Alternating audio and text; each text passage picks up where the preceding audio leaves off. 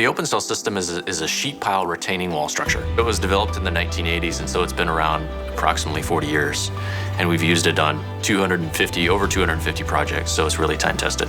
It is basically a series of arcs that connect together with the tail wall. And the tail wall provides stability for the system. It provides efficiency because it cuts down on overall material costs for a retaining wall system. For a contractor, they'll be able to construct it faster for a cheaper cost. It will reduce the overall steel tonnages or quantities on the project, which would result in cost savings. So you cut down on the material costs, cut down on the schedule that's required to construct it, and then you also have much more flexibility in terms of field construction and access. The open cell system was really developed out of necessity in Alaska, because there aren't airstrips and roads to most of these places. And with the amount of coastline you've got in Alaska, that's really how you get to these project sites. So the open cell is robust and really simple to construct once a contractor learns how to do it. The open cell uses flat web sheet piles, which are available globally from multiple sources.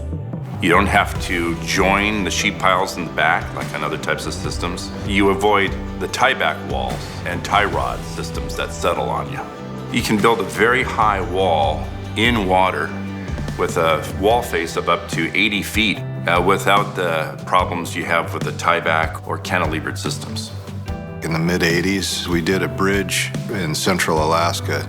The open cells were used for the abutments. And then at some point, they got the idea that they could join the flat web sheets together and start building docks and other retaining structures with them. If it can survive Alaska, it can survive most everywhere else. There's just a single material type needed for construction of the open cell. It's just the flat sheets and nothing else. The primary building component is earth fill, and there's nothing less expensive than that. I'm a big advocate of the system. I think it's flexible, and once you understand the principles for installation, it goes quite fast. One project that comes to mind is the Bermuda project, where we used it as a land reclamation structure for the staging area and the viewing area for the 2017 America's Cup race. Before the race, there was a hurricane, a Category 3 hurricane that made landfall across Bermuda. I flew out there about 2 weeks after the hurricane, took a look, inspected the open cell system, and there was really no damage to the cells at all.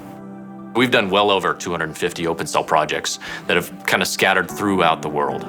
We came about it, I guess, looking into it over 10 years ago on projects in the area. We saw the advantage of it as far as the flexibility of the system, the time saved in building it. It's all the same equipment to install and same crew and what have you. I mean, it just made sense that we could build the open cells on site, less expensive than towing a dock. We speculated, I think we could save at least $25 million by replacing each of the caisson docks in their concept with an open cell. Open cell can be used for containment of contaminated sediments. At the same time, it produces usable land in port areas that's of very high value. Not only did we gain the property out to the mooring line, but we also gained an additional 6 acres of laydown area. We here locally have taken it for granted. We don't appreciate it until we see that river come up, and it puts our bulk operations sometimes out of business, but our metal business continues on.